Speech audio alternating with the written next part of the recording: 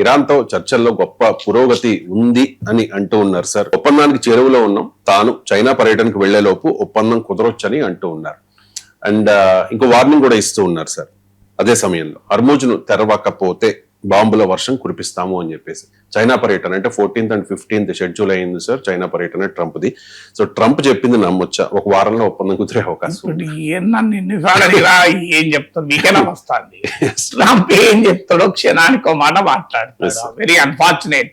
ప్రపంచంలో ఒక గొప్ప దేశం అమెరికా, దానికి అధ్యక్షుడిగా ఉన్న వ్యక్తి గురించి ఇట్లా మాట్లాడాలి. కానీ ఏం చేస్తాం మనం? ట్రంప్ ఇవాళ ఏమంటాడో, రేపు ఏమంటాడో, ఈ క్షణం ఏమంటాడో, నెక్స్ట్ క్షణం ఏమంటాడో ఏమీ తెలియదు. ఇప్పుడు ట్రంపే కాదు, మార్కో రూబియో ప్రకటించాడు ఆపరేషన్ ఎపిక్ ఫ్యూరీ అయిపోయింది అని. అయిపోయింది, యుద్ధమే అయిపోయిందని చెప్పేశాడు. ఏంటి అసలు విషయం ఏంటి? ఇప్పుడు ఆపింది ఏంటంటే, ఇందులో నిర్దిష్టంగా యుద్ధం సంగతి పక్క పెడదాం. ప్రాజెక్ట్ ఫ్రీడమ్ అని ఇటీవల మొదలు పెట్టారు. మన దేశంలో ఈ అసెంబ్లీ ఎన్నికల ఫలితాల వచ్చే సమయంలో జరిగింది కనుక చాలా మంది దృష్టి ఆకర్షించకపోవచ్చు, లేదా మీడియాలో కూడా అది పెద్ద చర్చ రాకపోవచ్చు. ఎందుకంటే మనం అసెంబ్లీ ఎన్నికల్లో ఉన్నాం కదా, మన ప్రాజెక్ట్ లో మనం ఉన్నాం కదా. కానీ ఆ సమయంలోనే దాదాపు అదే పీరియడ్ లో ప్రాజెక్ట్ ఫ్రీడమ్ అని లాంచ్ చేసేట. ప్రాజెక్ట్ ఫ్రీడమ్ అంటే ఏంటంటే, హర్మూజ్ జలసంధిలో వెళ్లే పడవల్ని నేను స్వేచ్ఛగా వెళ్లేలా చేస్తాం, అడ్డం వస్తే దాడులు చేస్తాం అని ప్రాజెక్ట్ ఫ్రీడమ్ మొదలుపెట్టాడు. మొదలుపెట్టి కొంత ప్రయత్నం చేసి ఇరాన్ కు చెందిన కొన్ని బోట్లను కూడా పేల్చేశారు. సో దానితో ఇరాన్ యునైటెడ్ అరబ్ ఎమిరేట్స్ పైన దాడి చేసింది. సో యుఏఈ ఆయిల్ ఫెసిలిటీ పైన మళ్ళీ ఇరాన్ దాడి చేసింది.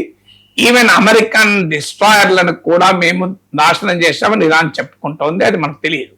కానీ అమెరికా స్టేట్ ఆఫ్ హర్మూజ్ ను ఫ్రీ చేస్తాను అని ప్రాజెక్ట్ ఫ్రీడమ్ మొదలు పెట్టాక ఇరాన్ రిటాలియేట్ చేసింది, మళ్ళీ యాజ్ యూజువల్ గా యుఏఈ పైన అటాక్ చేసింది.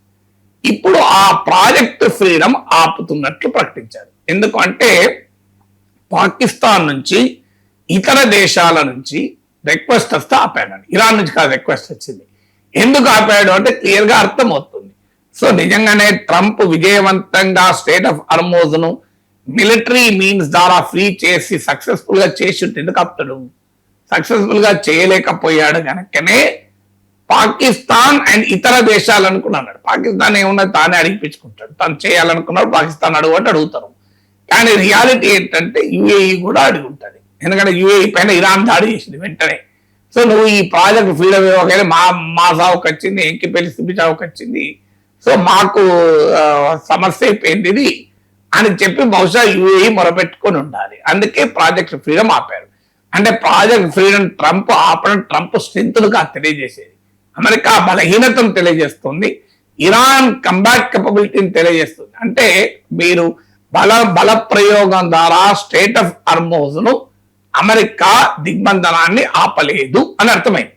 సో అందువల్ల ఇప్పుడు ట్రంప్ ఇది కొత్తగా పల్లెవందుకున్నాడు, అంటే ప్రాజెక్ట్ ఫ్రీడమ్ ఆపుతున్నాను, ఇక యుద్ధం కూడా ఆగిపోతుంది. ట్రంప్ ఇంకో విచిత్రమైన క్లెయిమ్ కూడా చేశాడు. ఇరాన్ తన దగ్గరున్న యురేనియం నిల్వల్ని అమెరికాకు ఇచ్చేస్తుంది అని ఒప్పుకుంది అని. అదే జరిగితే ఇంకా అంతకన్నా పెద్ద విజయం ట్రంప్కి ఏముండదు. నిజమే, కానీ జరిగిందా? మరి Iran ఒప్పుకుందా?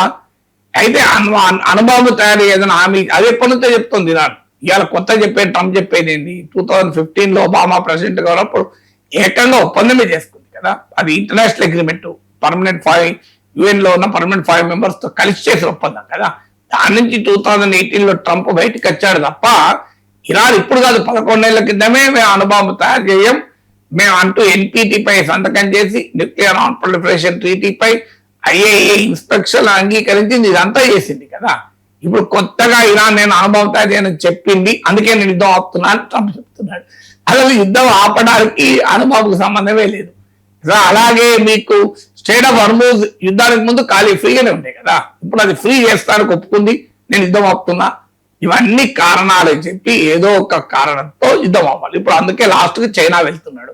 China Marco Rubio statement కూడా ఇచ్చాడు, చైనా కూడా జోక్యం చేసుకోవాలని. అఫ్కోర్స్ చైనా ఒత్తిడి కూడా ఇరాన్ పైన ఉంది, ఎందుకంటే స్టేట్ ఆఫ్ హర్మూజ్ ద్వారా చైనా కూడా లాభపడుతుంది, ఆయిల్ వస్తుంది, గ్యాస్ వస్తుంది కదా. అందువల్ల మీకు స్టేట్ ఆఫ్ హర్మూజ్ ను చైనా బోట్లను ఆల్రెడీ ఇరాన్ ఎలో కూడా చేస్తుంది.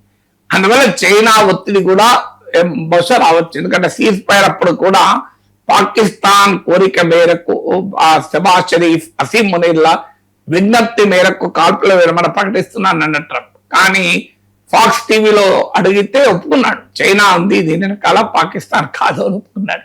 సో ఇప్పుడు కూడా చైనా పేరు చెప్పు, ఏదో ఒక పేరు చెప్పి పాకిస్తాన్ అడిగిందనో, చైనా కోరిందనో, ఇరాన్ కాలు మొక్కిందనో ఏదో ఒకటి చెప్పి యుద్ధం ఆపటానికి తంపడుతున్న పార్టీ.